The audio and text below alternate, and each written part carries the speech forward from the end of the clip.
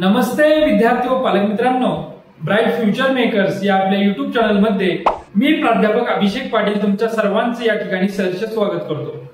आजच्या या व्हिडिओमध्ये आपण गव्हर्नमेंट मेडिकल कॉलेज, ज्यालाच आपण Indira Gandhi government medical college Nagpur या नागपूरच्या कॉलेज संदर्भात आपण या ठिकाणी चर्चा करणार आहोत।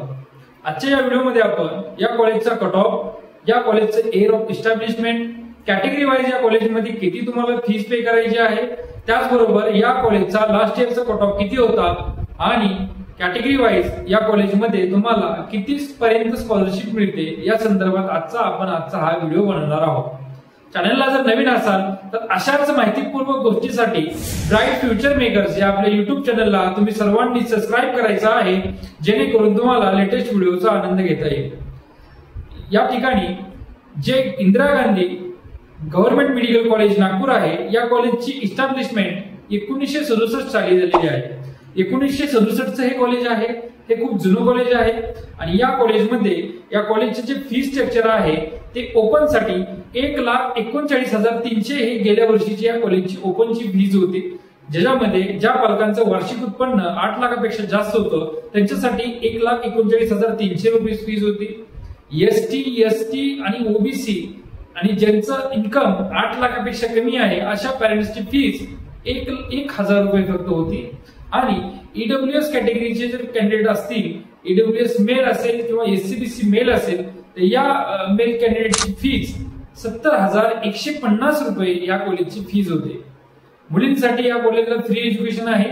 मुलींना ज्या पालकांचं वार्षिक उत्पन्न 8 लाखापेक्षा कमी आहे त्या पालकांतील मुलींना त्यांच्या एक्झामिनेशन फीस आणि कॉलेजच्या ट्युशन फीस मध्ये पूर्णपणे सवलत या ठिकाणी शासनाने दिलेली आहे।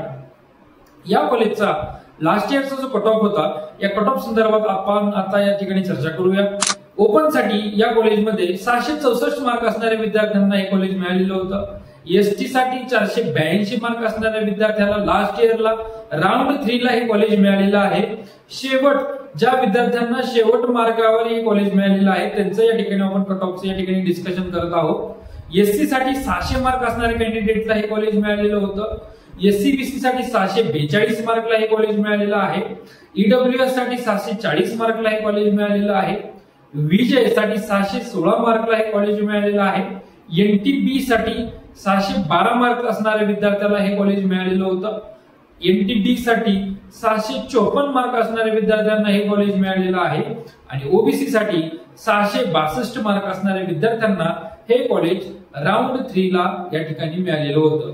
आताचा जो आपण कट ऑफ सांगितला तो 85% स्टेट कोटाचा या ठिकाणी कट ऑफ आहे आणि जो 15% ऑल इंडिया कोटा आहे, ज्यालाच आपण एमसीसीच्या राऊंड मधून हा कॉलेजचा हे भरतो म्हणतो, तो 15% जो कोटा होता त्याच्यामध्ये ओपन साठी साधारणतः 670 मार्क असणाऱ्या कॅन्डिडेटला हे सीट्स मिळालेलं होतं। एसटी साठी 512 मार्क असणाऱ्या विद्यार्थ्याला हे कॉलेज मिळालेलं आहे।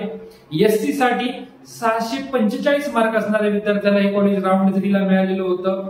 ईडब्ल्यूएस साठी 652 मार्कला हे कॉलेज मिळालेलं आहे आणि ओबीसी साठी 682 मार्क असणाऱ्या विद्यार्थ्याला हे कॉलेज ऑल इंडिया कोट्यातून एमसीसीच्या राऊंड 3 ला त्यांना हे कॉलेज मिळालेलं होतं। अशा पद्धतीनं ह्या कॉलेजची इस्टॅब्लिशमेंट 1967 असल्यामुळं हे कॉलेज तसं जुनं आहे। या कॉलेजमध्ये पेशंट फ्लो देखील खूप छान आहे। ज्या विद्यार्थ्यांना अशीच माहितीपूर्वक गोष्टीचा आनंद घ्यायचा असेल तर त्यांनी आमचा ब्राईट फ्युचर मेकर्स या युट्यूब चॅनलला तुम्ही सर्वांनी सबस्क्राईब करायचं आहे। त्याचबरोबर आमची पेड काउन्सिलिंग या ठिकाणी चालू झालेली आहे। ज्या विद्यार्थ्यांना आमच्या पेड काउन्सिलिंगचा या ठिकाणी हे घ्यायचं असेल, लाभ घ्यायचा असेल तर समोर स्क्रीनवर आमचा नंबर दिलेला आहे।